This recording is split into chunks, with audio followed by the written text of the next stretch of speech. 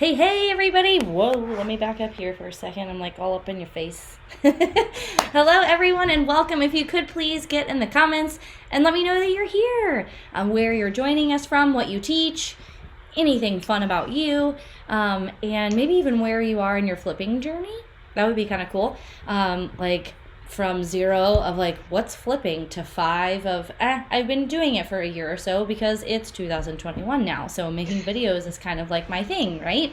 So again, welcome. I am Mandy Rice of teachonamission.com and the Sustainable Teacher Podcast, and I'm so glad that you got to join us this evening, and I'm even happier and more excited to welcome two flipped classroom formula teachers. They both went through the summer cohorts that we had last year in 2020 in order to flip their classrooms, and are now on the pun sort of intended, the flip side of things, right?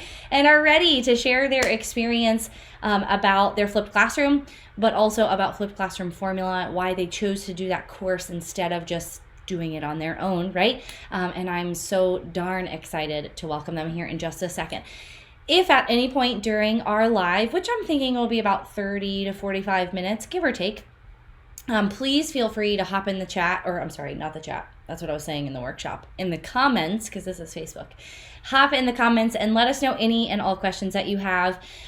Jessica and Carrie will not see those comments right away, but I will definitely kind of curate those for them and let them know that you guys have questions. So, all right, without further ado, let me click a couple of buttons here and bring on Jessica, Verrill, and Carrie Tafiro. Sorry, I mixed up the first letters of your names there. Carrie Tafiro, welcome, ladies. Oh, let me unmute you. Oh, hello. Say hello. That's awesome. Okay, so we're going to get right into it. Jessica, if you wouldn't mind starting off and just introducing yourself, letting us know a little bit about you, where you are, what you teach, all those things. Okay, my name is Jessica Verrill, and I am currently in my third year, third year of teaching chemistry at a town academy in Central Maine. I started out long ago as a chemical engineer. Then I did a significant stint as a stay-at-home mom, and then got myself into teaching now that my girls are both in high school, and now I'm a teacher in their high school. And I have my oldest daughter in my class this year, so that's so fun. That's so interesting. Fun. So what all do you teach? Just chemistry? Yes, I just teach different levels of chemistry. Different levels, yeah. Awesome. And Carrie, if you wouldn't mind, just tell us a little bit about Carrie. Who are you? Where are you from? What do you teach? All the things. So I'm Carrie Tafiro, and I teach in Northern California, the North Bay, Vacaville area. And after a 17-year stint of teaching math in high school, I switched over to middle school math, which I always said I would never teach middle school. And it now is my most favorite thing to teach. That's awesome. And this is my 4th year teaching middle school. I don't know. 20. I know. This is my 22nd year of teaching. Yeah, right. Just lose track. Yeah. Well, that's awesome. I teach 7th and 8th grade math, and I absolutely love it. My 8th grade is a co-teach class, so it's special ed, heavy special ed with another my special ed teacher, co-teacher, and we have a blast teaching that. Yeah, that's awesome. And yeah. That's awesome. So I just realized something. Carrie is in Northern California. And Jessica is in Central Maine. We've got the corners. It's getting dark here. We've got the northern corners happening. Oh, that's so funny. And here I am in Little Ohio. That's awesome. Well, welcome to both of you. And thank you so very much for being willing to give us some time in your evening. After already being willing to sit with me and chat on the Sustainable Teacher Podcast, I couldn't be more grateful, not just because you're helping me to spread the message of the flipped classroom and sustainability and all of that, but other teachers get to benefit from hearing from your experience, and I want to dive into that right away. So, Jessica, if you wouldn't mind starting us off, letting us know about your flipping journey, as we call it here in Teach on a Mission, right? Like, it is a journey, it is a marathon. So how did that start for you? And what really kind of piqued your interest in wanting to flip your classroom? So back in my stay-at-home mom days, I was on the school board for our local district, and I would go to conferences in which other teachers would present about their flipped classrooms, and just give testimonials about what it was like to have a flipped classroom. And I would listen to these teachers and say, wow, if I'm ever a teacher, I want to do that. I want my kids to have that for their learning experience. Fast forward a little bit, I finally became a teacher. Said, yeah, I'm going to flip my classroom in my first year of teaching. Yeah, great idea. Oh my. Tried. It was a disaster. Mm. I didn't know what I was doing, right? Yeah. I didn't know what I was doing teaching, period. I was making it up as I went along. And I really did not know what I was doing flipping. I didn't have any mentors in my school that were doing it. I hadn't made connections with anybody else who had flipped, was in the process of flipping. I just didn't know what I was doing. But I had seen the end. But from the other from testimonials from other teachers that it was worth it. I just didn't know how to go about doing it. Yes. So tell me about the end. What is it about the end point, right? So in the flip classroom formula and and you guys know this, what we talk about in our flipping journeys is that you got to have your why. We're not flipping just for flipping's sake, right? We're not flipping for flipping's sake. So what is your why? What was that like carrot at the end for you? The carrot at the end was to be able to not talk at them and to be able to talk with them and support them as they practiced skills. Because I was tired of talking at them, showing them how to do something and saying, go practice it on your own, because it wasn't working. And they would go practice it, a good chunk of the time they'd practice it wrong. And then we'd come back and we'd have to reteach. And they would be frustrated because they had just spent the entire evening before doing something that they didn't know how to do. They weren't there yet, but the bell had rung, so off you go. And I wanted to be able to not talk at them, but to talk with them. Sorry, I clicked a wrong button, but keep going. Didn't interrupt you at all. Just keep going. And support their skill development. Support them while they practice the skills. That's so awesome. So I knew they were practicing it right, Yeah, absolutely. The practice and, like we've said, the harder parts of learning being in your presence, right? Absolutely. Okay, Carrie, let's turn it over to you. Tell us a bit about your flipping journey. How did you first hear about it? When was that? What was that like for you? And why? Why did you want to kind of jump into a flipped classroom? So my first experience was actually my daughter, her 7th or 8th grade year in math. Her teacher was trying to flip, and it was an utter disaster. It's really funny. I think almost anytime you hear about it, almost everybody's first experience is, oh my gosh, that was awful. And it's because they didn't have a path laid out in front of them to know what to do with it. And he tried, and it wasn't from lack of trying on his part. It was just, he was just throwing out the videos and saying, here's the video, watch the video. And he didn't have a path to go on. And so he didn't really know what to do at the time when they were in class. He didn't know what to do with the videos, and it was just, there they were. And so it was really bad. And so I knew that if I wanted to flip, that was not the way to do it, but I didn't know what to do with it. And then along came COVID. And I was at home during the spring, and I'd seen one of your things on Facebook. I'm like, oh, I'll watch that. I'm like, oh, that's really good. And so I used some of the things that you'd said just to get by in the spring. It was just literally to get by, throw some videos up for my students and get by. And then school ended, and it was June, and I'm like, oh, this Mandy person, I'll watch some of her stuff about flipped classroom, forgetting that I had already watched it before. And I'm like, about 5 minutes, and I'm like, wait, I've heard this stuff before. And there was new stuff. You'd put out new stuff. I'm like, wait, if I'm getting new stuff the second time around, this flipped classroom thing might be worth taking. And so it kind of took me from this, oh, I might think about doing this too. Yeah, I really think maybe I'm going to do this. Okay. And so I went ahead and I went through the class still with this, maybe I'll do this. Yeah. and And then by the time I got to the end of it, I'm like, yeah, I'm doing this. Yeah. So for me, it wasn't even a why at the beginning. It was more of I'm going to put this in my back pocket because of COVID. And I don't know what the end of the year is going to look like. Okay.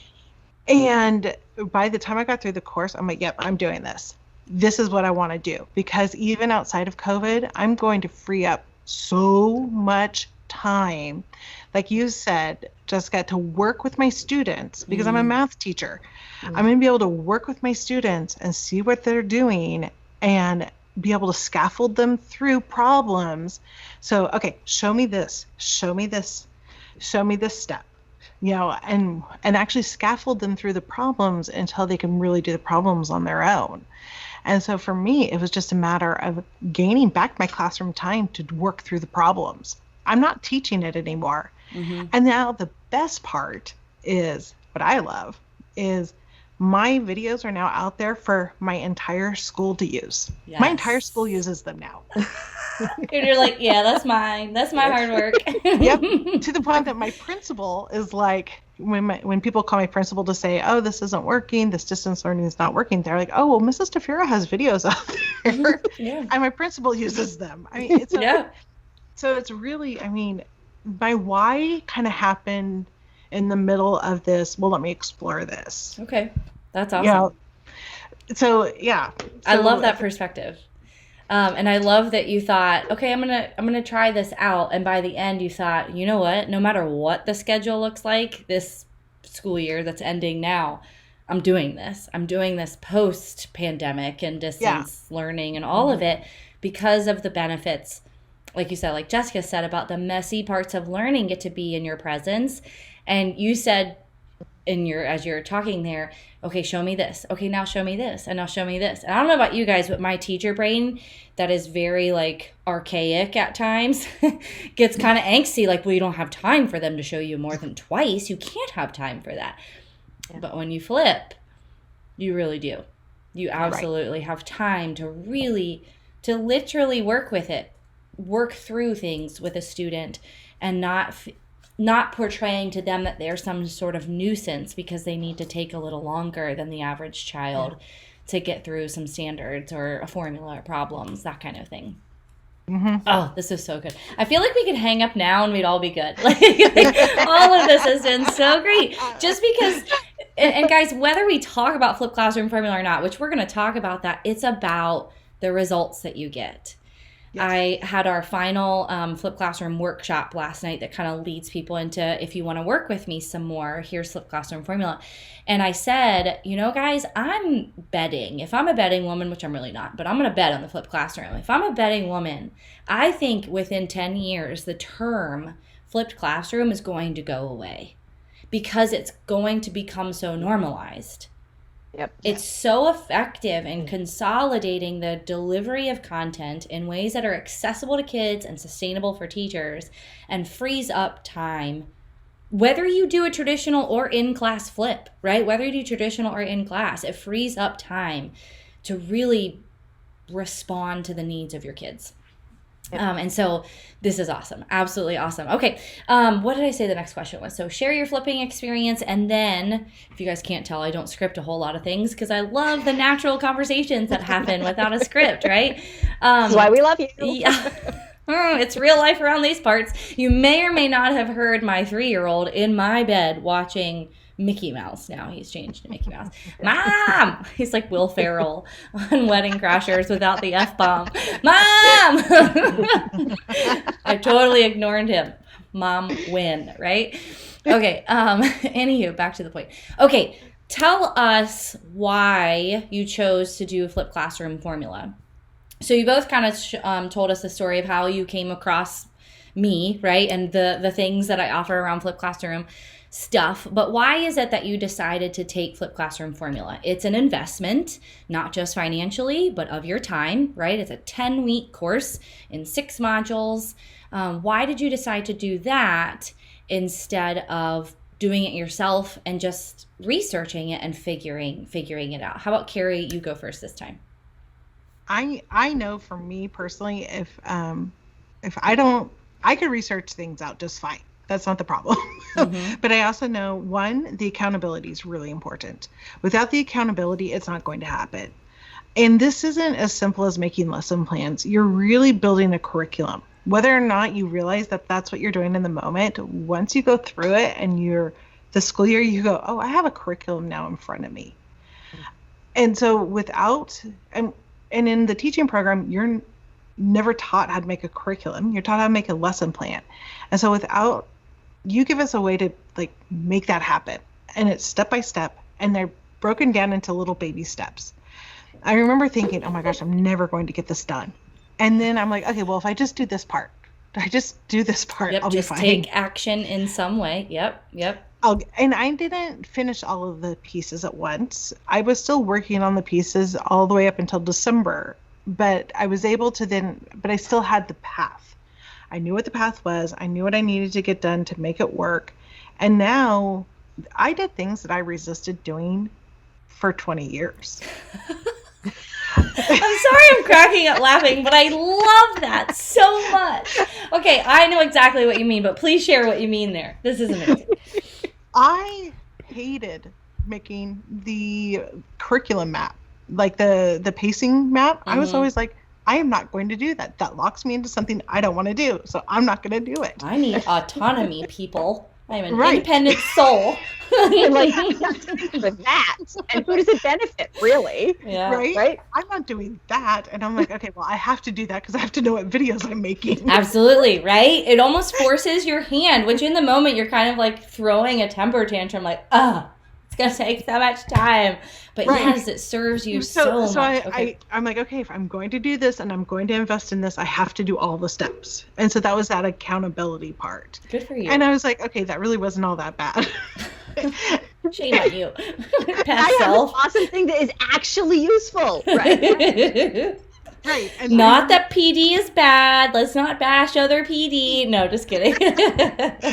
And I remember making just doing different parts that I was like, I'm not going to do, for 20 years, I'm like, I'm not doing that. And now I'm like, oh, this is really nice. I should have done this before. Yeah. And it's just that having that accountability piece and understanding that it was there for a reason, but now I finally have a reason for doing it. Before it was busy work. Yes. It was just busy work. Oh my gosh, that's such a good way to put it. And there was no reason for me to do it other than the district office was telling me to do it. Absolutely.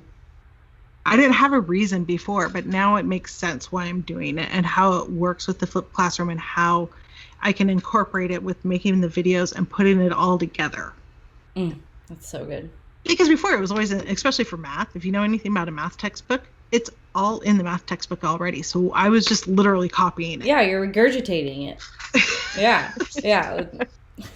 Most overpaid secretary of all time, just to give you that's that. But now I realize that I have a lot of other resources to pull in, and I can't, now that I have all this extra free time, I need to pull outside of the textbook because I need to use other things in the textbook. I have so much free time. Oh, that's so cool. Which is kind of like, oh man, now I got to do this, right? But think of the asset that you have going through this year. You have your videos done, so now you really can. You can think about those other things to start pulling in, which is kind of related to what I was going to bring up after you were chatting there, that you said it's more than a lesson plan, you're building a curriculum. And something that I've been trying to portray to teachers, and I think you did it really well there, is that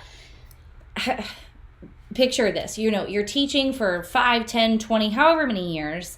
And if you're lucky, it's mostly in the same type of content and course, right? And that much time has gone by and you've accumulated stuff and resources and probably lesson plans and ideas and techniques. But it all feels kind of fleeting, right? Like it could change at any time. There's nothing really solid that you feel like you have at the end of, for me, what was 10 years of teaching, right? But with your flipped classroom, you are very much building out an asset that is you. Your delivery of content, again, in ways that's accessible to your kids and sustainable for you, that will last you as long as you are teaching that course or that content. It's going to impact teachers and kids outside of the four walls of your classroom if you set it up in that way to do so, right? And you're very much building a valuable asset to yourself as if you were a business, right? You know, I'm kind of getting into the business world now and trying to reach more teachers, and I'm a teacher, not a business person, and they're talking about depreciation and how much assets you have and all this. I'm like, oh, these are such big words. But the equivalent to, I always have to equate it to what this would look like in the teaching world. And I thought to myself, wow, it's something that is valuable outside of just you, that someone would legit like pay for in the business world, right? We don't think of it in those terms in the teaching world, but you very much are making yourself incredibly valuable. And in times like these, I feel like that, well, I shouldn't even say in times like these, that's always on teachers' minds, is butts in seats and teachers' jobs, right? And if you're making yourself incredibly valuable that way, that's really cool. And that's just kind of the icing on top of all the student benefits, which we're going to get to. So thank you for sharing that, Carrie. That's awesome. Okay, Jessica, what about you? Why did you decide to get into flipped classroom formula and not just do it on your own? Yeah, well, as I mentioned, I tried and it was a disaster. And so when I found your course, I realized that your course was not the philosophy of flipping, why we should flip, but how to flip. Like, I needed the step-by-step guide me through what do I do. And that is exactly what you did. You gave us and you stayed with us the entire way, you know, giving us feedback and giving us the steps and giving us time to work through what we needed to do. Back to that curriculum map thing, I think that is, besides my videos, one of my biggest products that's the most useful to me. I now have this, because I'm an engineer, I did it in a spreadsheet because that's what I needed to do. Yep. But I have this massive spreadsheet that has my whole course laid out. And it was and I had always been focusing on, okay, this is the content these are the things that I need to teach them, like step by like all of my, on the small scale. Like I just did it. I was only thinking about the next thing and the next thing and the next thing. Okay. And in the course, you guided us through basically zooming out to what is the whole year. What are the overall units that you want to do in the whole year? Then zoom in to each unit. What are the basic lessons, the basic lesson concepts that you want to cover in a unit? Okay. Now, within each of those lesson concepts, what are the goals of each lesson for your students' learning? I mean, it's great. It's just good teaching practice, but you took us through the process of actually doing it. And gave us time to do it, right? Not just, go do it, but do it. This is how you do it. And we're going to check in. And with your PLC, you're going to talk about what you've done and did it work? What can you do differently? And there was that accountability piece, like Carrie said, within our PLC that we could, like, okay, did you do the assignment? I was late this week and I went to the beach. Yeah. But, you know, we kept each other, going. Yeah, absolutely. It was really, really helpful. Yeah. I wouldn't have been able to do it without the course. And I want to say also, Mandy put up with my questions. I'm like, I would send her something and go, is this what you mean? That's so funny. What do you mean? Because I don't feel like I'm doing this right. Oh, that's awesome. Yeah, we go live every single week for at least an hour. To answer everybody's questions. And so, yeah, thank you for submitting questions, because a lot of folks don't, because they don't understand like that format, I guess. But then after seeing one, I think they kind of buy in. So yeah, that's awesome. That is so cool. You're right. And thank you so much for sharing. I love hearing your guys' perspectives, because as much as I know about the course and built it out, right, it's awesome to hear what lands, what sticks, right, with teachers, and that the PLC program was so successful. What's really funny, guys, is that I had a goal last year of getting, so my first time I did this, I had 10 teachers go through. So last summer, my goal was 50 teachers. And then 300 got in. And I was like, oh, this just became a whole new thing. And it's not going to be as valuable if it's this big of a group. So how do I give it the small group feel, like with my 10 original guys, right? And that's where the PLC group, PLC thing, program, whatever you want to call it, came about. And I'm so glad to hear that that was valuable for you. That is really cool. We actually are working now in getting our leaders for this next cohort. So I'm really excited for that.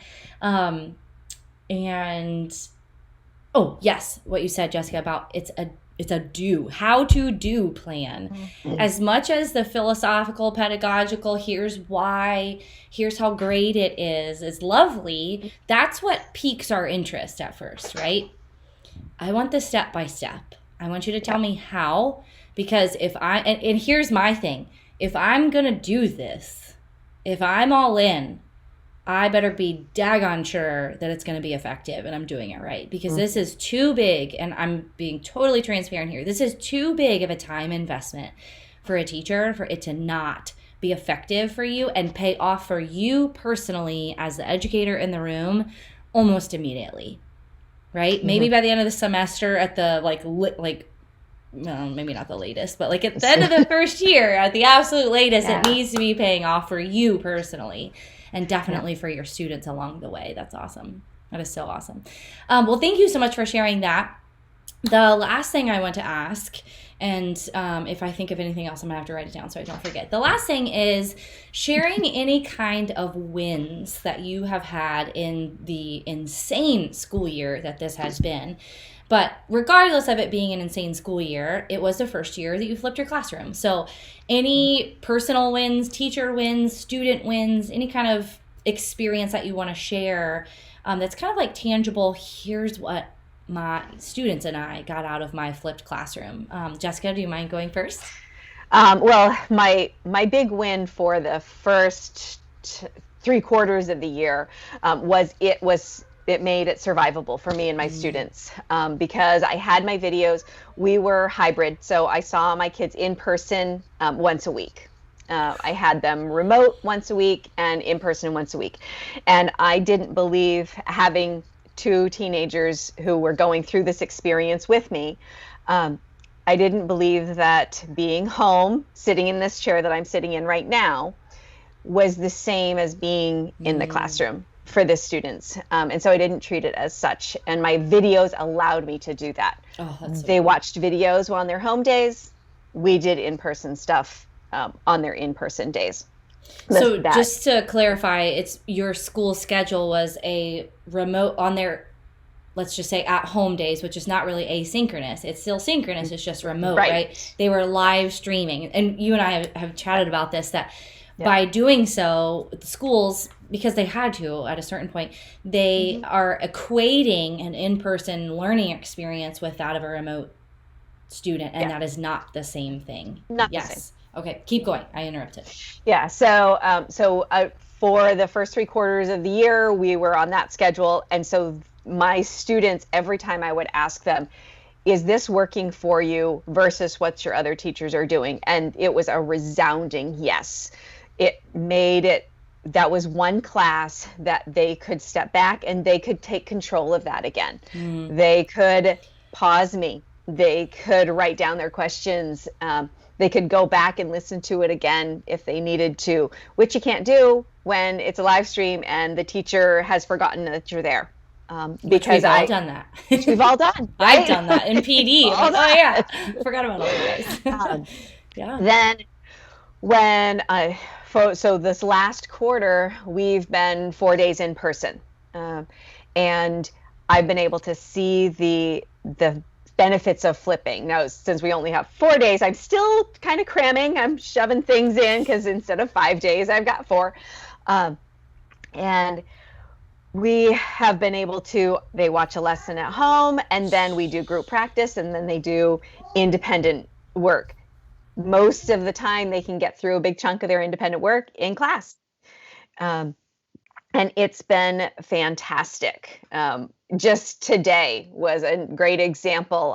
I had kids working all in different places. We went over a little bit together, and then it's like, here, let's try doing this. You work on this, you all work on this problem while I walk around with you. So like I was only standing in front of them for like 20 minutes. Then some of my kids were like, yeah, I got this. I gave them a quick check and then, here, go do your next thing. And then the kids that needed the help, I could sit down with the one kid and have the conversation and work through it and get them to a point. It's like, okay, you go a little further, I'll check back in with you. Go back and check in with my other kid who's like still struggling a little. Then I've got my other kids who, they finish the practice and they're able to work on the next lesson that's assigned for next class. So everybody is able to work in their own space and not feel like they're holding anyone else and need help. Yeah. Because everybody's doing their own thing. So they're not holding anyone else from going forward by asking the questions. And we were able to go over those things that they weren't willing to ask when we were doing it all together. But when we can sit with them one-on-one, then they'll ask. That's so cool. Just, they're so much more comfortable asking because it's an individual conversation. Yeah, it's not hindering anybody else. Yeah. And you're available. Yes. Yeah. So everyone say hello. This is my 3-year-old because say hi. It's just me and him tonight. So what I'm going to do is thank Jessica. That's really awesome. All of those things. And I'm sorry if he's totally distracting to everybody. But Carrie, if you wouldn't mind taking the mic, I'm going to go put Mr. on some Daniel Tiger now because he's all done with Mickey Mouse while Mommy's doing some work.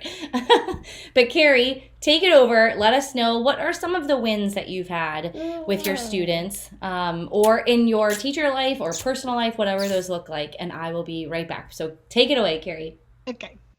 A lot of the same that Jessica had, this idea of, the kids were able to work at their own pace, at their own time. I was completely virtual, 100% virtual for the first 3 quarters of the year. And so that meant, the kids were doing a lot of heavy lifting on their own.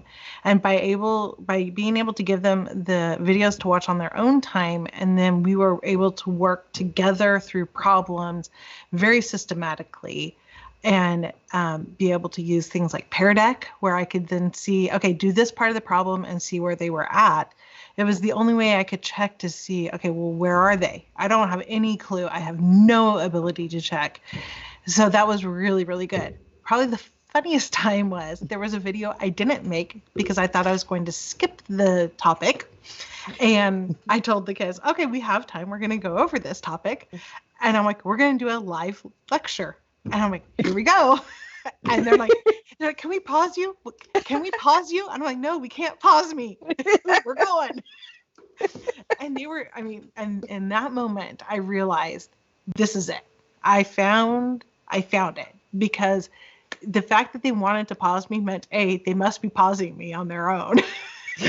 When they're watching. Which is what we want them to do, right? Right. We want them to pause. We want them to go back. And when I hear my kids saying, no, I watched it over again. Or when they get to the end of the unit and it's ready for time for unit test, and I have a kid come in and say, I watched all of the lessons in preparation for the test. Right. Like, yes.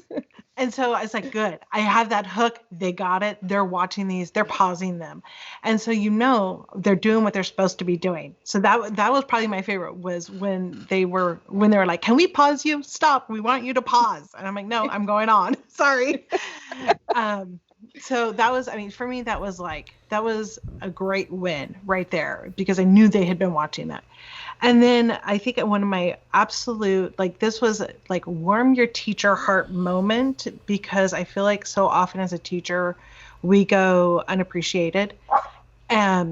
Is when my principal wrote me a note and said, hey, I just want to let you know the student's not in your class, but I had a parent write to me that said, whoever this Mrs. Tafiro is, tell her her videos are awesome. We're using them. And I was like, hallelujah. Because it wasn't even a student of mine. Yeah. It was some other student. And that for a teacher, I mean, that's just a total teacher win, because that's when I knew I was impacting beyond my classroom. Mm. And that this wasn't just me, this wasn't just my students, it was outside of that. And then my other little like woohoo for the year was and I really believe it's because of this class. And this is why actually I wrote to Mandy and I told her this, and it really thanked her. I got Teacher of the Year this year. I was hoping you were going to say that. Yay! And I really think it's because of this class. Because I was able to flip my classroom. Because in the year of this pandemic, I think that's what made my class accessible. I think is what gave me the time to do all of the extra things I needed to do, like figuring out how to do Google Classroom and all of the others, like things that have been put on us. And it just was, I was able to focus and put my focus where it needed to be, and do things like I called all my parents at the beginning of the school year and all those other things. And I think it was because I had that time. Mm. Yeah. Oh, that is so cool. So cool. I've heard these stories before, and I love hearing them again and again and again. This is so awesome. And I was thinking to myself when you shared about the parent who wrote to your principal, not only is it like it's teacher win enough that a parent says, whoever this Mr. Furo is, she is on it. And it's so effective and so helpful for my child and my family. But that they also wrote to your principal about it. Right? Like, yes! Oh, that's so awesome. Okay, we actually have a question from Sarah. Welcome to both Julie and Sarah who made comments. Thank you so much. Sarah asked, do you make all of your own videos? That seems like it can be overwhelming, especially at first. So first, did you make all of your own videos, which I believe is a resounding yes. Yes, you did, right? Yep. And that's kind of probably, you knew you wanted to do that, and you saw that it was a rather large undertaking, and that's why you went with Flipped Classroom Formula. But any tips on helping Sarah as she's saying, it seems like it can be overwhelming, especially at first. Any thoughts there? Who wants to go first? Jessica, go first. Would be first pull together your, like I do Google Slides. Like have your Google Slides ready. Like what are the things that you want to say? Get your animations ready, the way you would do them in class, and go through one lesson at a time. And I batch recorded my videos, which for my long units, that was a lot. Yeah. But then I had some units that were, pretty short, and it was batch 5 lessons, and we're good to go for that unit. And it's like at first it is kind of overwhelming, but the tool that Mandy introduced us to was Camtasia, and I will be the first to admit I resisted. I'm like, no, I can totally do this. I've got tools, I've got skills, I'm okay. That was not true. I tried doing it without the proper tools, tried to do it with the free stuff that's not worth it. Camtasia made it so easy. It was just, it wasn't like this big production thing. Once I had my slides, which I needed to have anyway, once I knew what I was going to say, it was sitting down and talking to my camera as if I was talking to my students. Mm-hmm. It's really not as overwhelming as it seems. Okay. Yeah. Okay. So I went low tech. So my first semester was low tech. My second semester, I had a little more time, I felt, to make the slides. I went low tech, and I did I just used my document camera, and so I made up my guided notes. Thank you. Yep. My guide notes, and I just filled them in, and I just talked to my students as I filled them in. So that's what I did. And then if I didn't have my guided notes ready, I just used a notebook paper. There you go. So I went real low tech. I mean, those are literally what I was using. Yes. What I just showed you is what I used in some of mine. And that's so so cool. super low tech.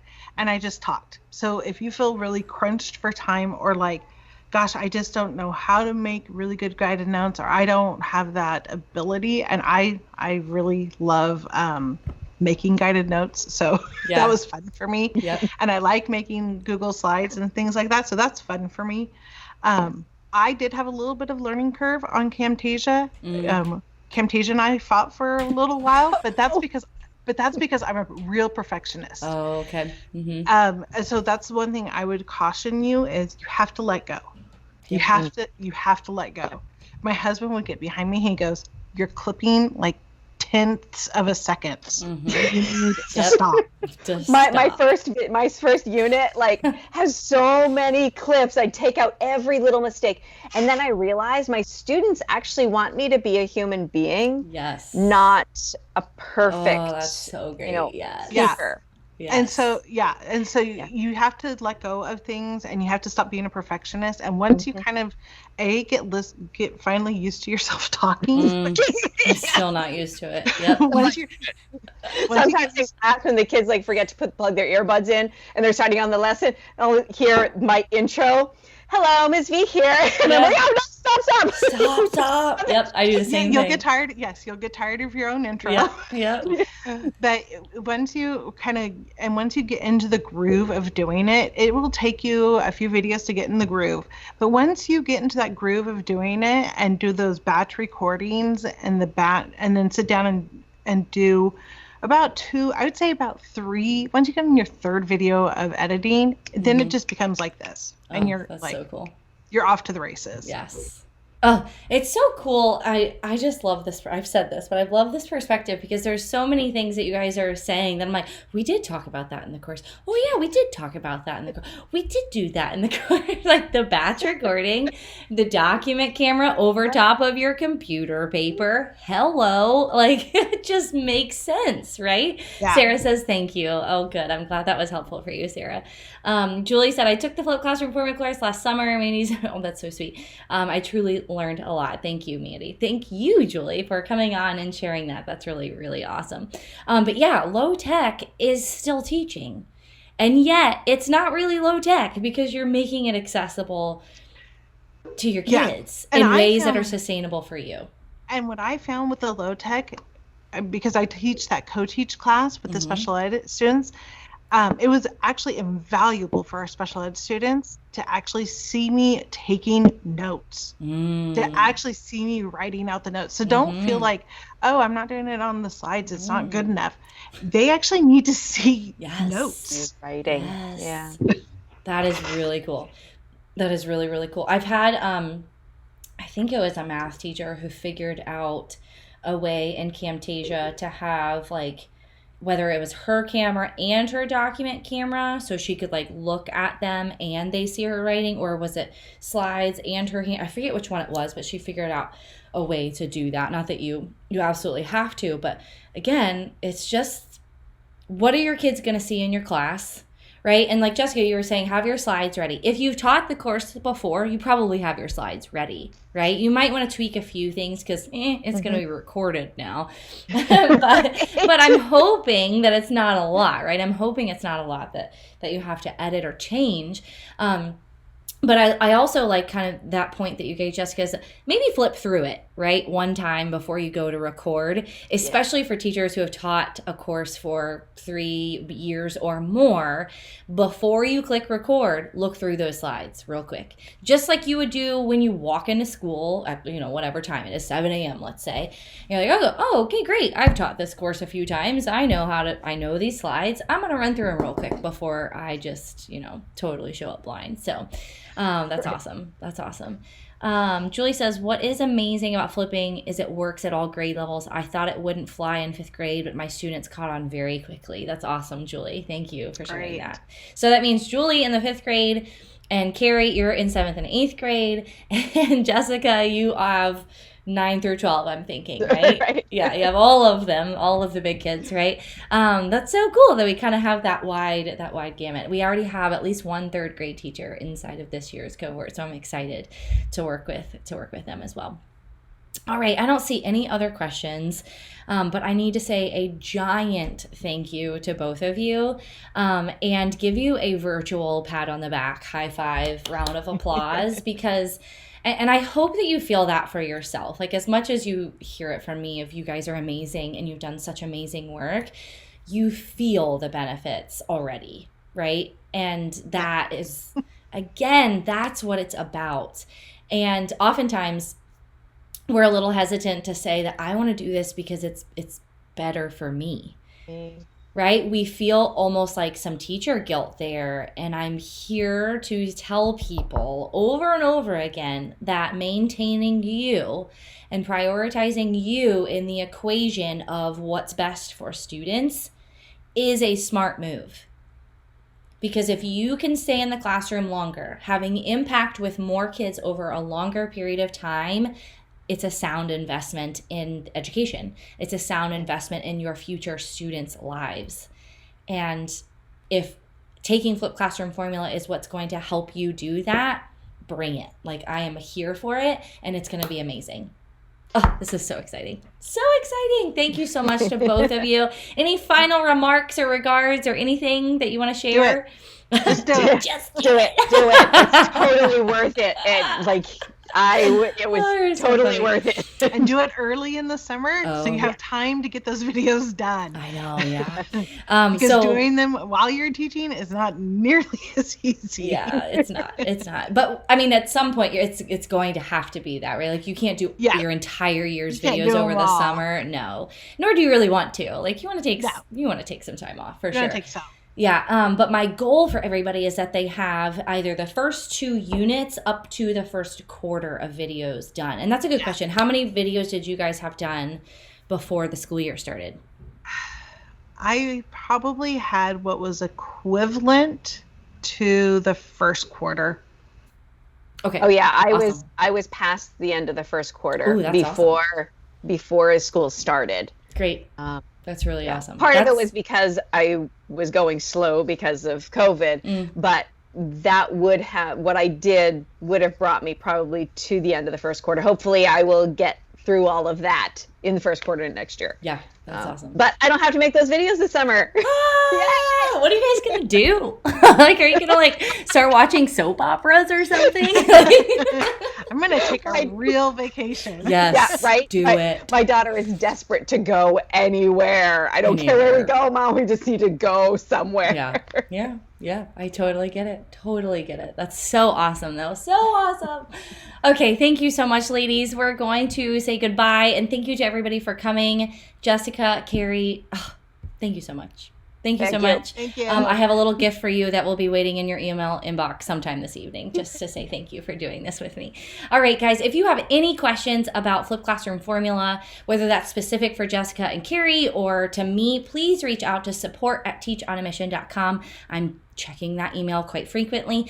The enrollment for Flipped Classroom Formula does close tomorrow night at 9 p.m. Eastern Standard Time, because I'd like to go to bed at a decent time, right?